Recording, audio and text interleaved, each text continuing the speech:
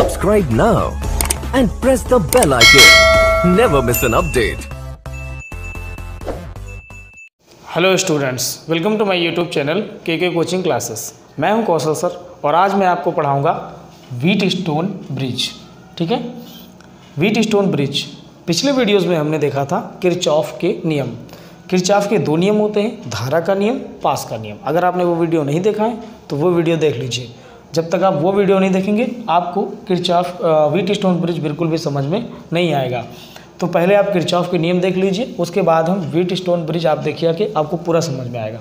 फिलहाल अगर आपने नहीं देखा है तो मैं आपको पूरी कोशिश करूंगा कि ये आपको समझा सकूं, क्योंकि ये बोर्ड एग्जाम के हिसाब से सबसे इम्पोर्टेंट टॉपिक हो जाता है। तो व्हीटस्टोन ब्रिज क्या होता है? तो इस प्रक्रम में 4 प्रतिरोध होते हैं। ठीक है, P, Q, R, S जुड़े होते हैं और कुंजी K1 को कहाँ जोड़ते हैं? E किरणावेश से, और कुंजी K2 को G से जोड़ देते हैं। ठीक है, P, Q, R, S के बीच में लगाया जाता है G को। फिर कहते हैं कि प्रतिरोधों P, Q, R, S को इस प्रकार समायोजित किया जाता है कि धारामापी G में कोई विक्षेप ना हो, मतलब कि उसमें कोई धारा प्रवाहित नहीं होगी। और जब G में कोई धारा प्रवाहित नहीं होती है तो हम उस स्थिति में ब्रिज को कहते हैं संतुलन की स्थिति में है। ब्रिज को क्या कहते हैं कि जो हमारा सेतु है वो किस स्थिति में? संतुलन की स्थिति में है। तो चलिए हम देख लेते हैं कि ब्रिज का निर्माण कैसे करना है। आपको सीधे सीधे बनाना है। इसमें एक यहाँ से रेजिस्टेंस ऐसे तैयार करना है और फिर यहाँ से ऐसे ही एक नीचे को बना लेना है और फिर ये दोनों लगभग सामने सामने रहेंगे तो ज़्यादा अच्छा लगेगा। ये लाना है आपको, इसमें एक गैल्वेनोमीटर G जोड़ देनी है, ये बन गया। और इधर से आपको एक रेजिस्टेंस इसमें ऐड करना है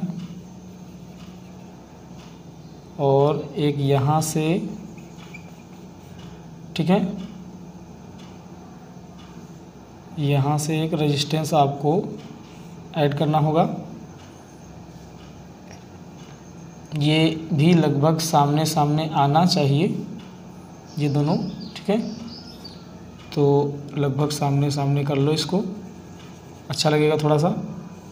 ये आपके पास तैयार हो गया है एक व्हीटस्टोन सेतु। ये तैयार हो गया व्हीटस्टोन सेतु। इसको कहते हैं सेल, और सेल का विद्युत वाहक बल क्या है? E है। हमने कहा था कि सेल को कुंजी K2 K1 को कुंजी K1 को हमेशा जोड़ते हैं सेल के ऋणावेश से। ओके, तो K1 हो गया। K2 को यहाँ पर जोड़ देते हैं, ये हो गया K2।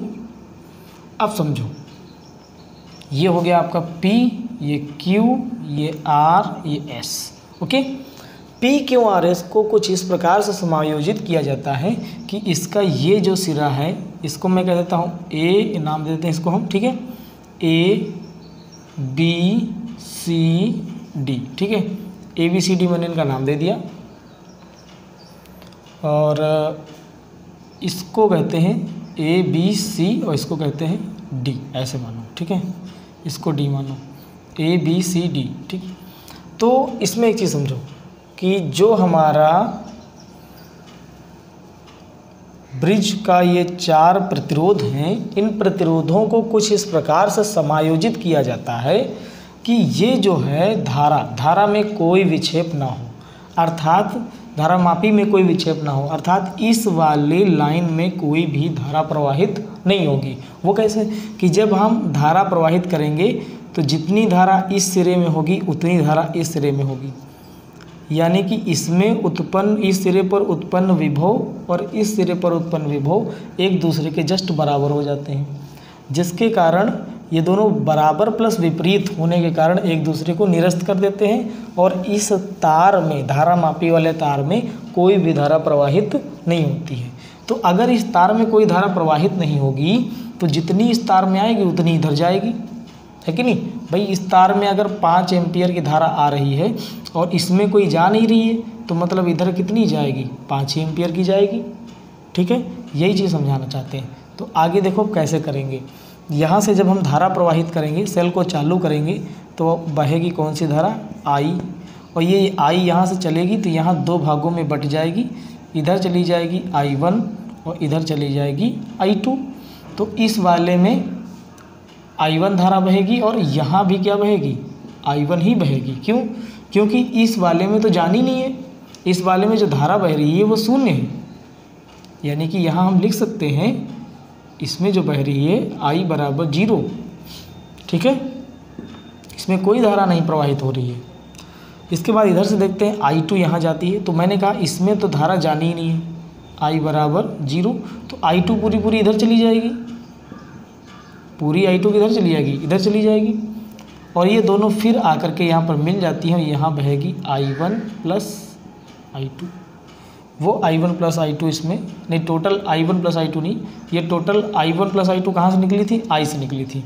तो आ करके यहाँ जब ये जुड़ेंगी तो फिर से बन जाएगी I, और वो I धारा इसमें फिर से समा जाएगी। इस तरीके से प्रक्रम चलता है। अब चलो इसमें हम इसकी गणनाएँ कर लेते हैं कि किस प्रकार से ये संतुलित स्थिति में होगा और संतुलित स्थिति में सूत्र क्या होता है इसका। तो जब हमारा व्हीटस्टोन ब्रिज जो है जब संतुलन की स्थिति में होता है तो उसका फॉर्मूला क्या होता है, ये हम इधर जानेंगे। आप लोग इसको नोट कर सकते हैं, स्क्रीनशॉट ले लीजिए इसका, मैं इसको मिटा रहा हूँ। तो अब हम इधर देखते हैं कि कैसे आएगा, संतुलन की स्थिति में क्या होता है व्हीटस्टोन ब्रिज में। तो सबसे पहले हम लिखेंगे बंद पास ABC के लिए, किसके लिए, ABCA के लिए, दो बंद पास हैं इसमें, बंद पास ABCA, ठीक है, ABCA में किरचॉफ का नियम लगाएंगे, ठीक है, ABCA में किरचॉफ का नियम लगाएंगे। किरचॉफ के नियम के हिसाब से धारा की दिशा में चलते हैं तो प्लस में लेते हैं, तो I1 को प्लस में लेंगे और प्रतिरोध गुणे में लिखते हैं, I1P हो जाएगा। इधर चले, फिर इधर लौटेंगे, धारा की दिशा में जा रहे हैं, लेकिन I बराबर क्या मिल रहा है, हमारा 0 मिल रहा है, ठीक है, और प्रतिरोध हमारा क्या है, G है। फिर इधर से जाएंगे, इधर लौटेंगे क्योंकि हम बंद पास अपने ही में रहेंगे, तो धारा विपरीत दिशा से आ रही है तो माइनस मिलेंगे, माइनस मिलेंगे I2 मल्टीप्लाई किससे कराना है, R से, ओके, यहाँ भी गुणे का निशान लगा सकते हैं, बराबर 0। अब यहाँ से इसको सॉल्व कर लेते हैं तो आ जाएगा I1P या I1 गुणे P माइनस, ये माइनस में है, ये तो 0 हो जाएगा ना, ये माइनस में है, इसको उधर भेज सकते हैं तो प्लस में जाएगा, I1P बराबर I2R। इसको हम मान सकते हैं समीकरण 1।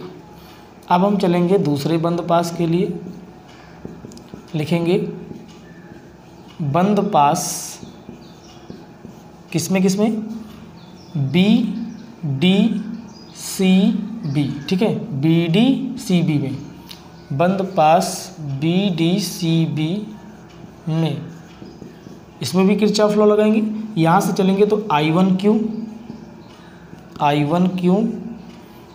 फिर यहाँ से उल्टा चल रहे हैं, जब उल्टा चलेंगे तो माइनस में लिखेंगे, माइनस I2S, और इधर जाएंगे तो प्लस में, तो क्या हो जाएगा 0 × G, क्योंकि इसमें तो शून्य धारा प्रवाहित हो रही है, बराबर 0। यहाँ से देखो I1 × Q, ये इधर माइनस में उधर प्लस में जाएगा, वो तो 0 हो जाएगा, I2 × S, इसे हम मान सकते हैं समीकरण 2, ठीक है। हमारे पास समीकरण 1 हो गया, समीकरण 2 हो गया। अब हम लिखेंगे समीकरण 1 को 2 से भाग करने पर, क्या लिखेंगे, समीकरण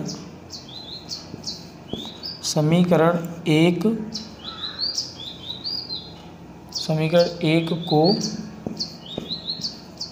2 से क्या करने पर, भाग करने पर, या समीकरण 1 में लिखो, को नहीं, समीकरण 1 में 2 से भाग करने पर, तो समीकरण 1 क्या है, I1P बटे, इसको लिखेंगे I1Q बराबर I2R बटे में क्या लिखेंगे, I2S,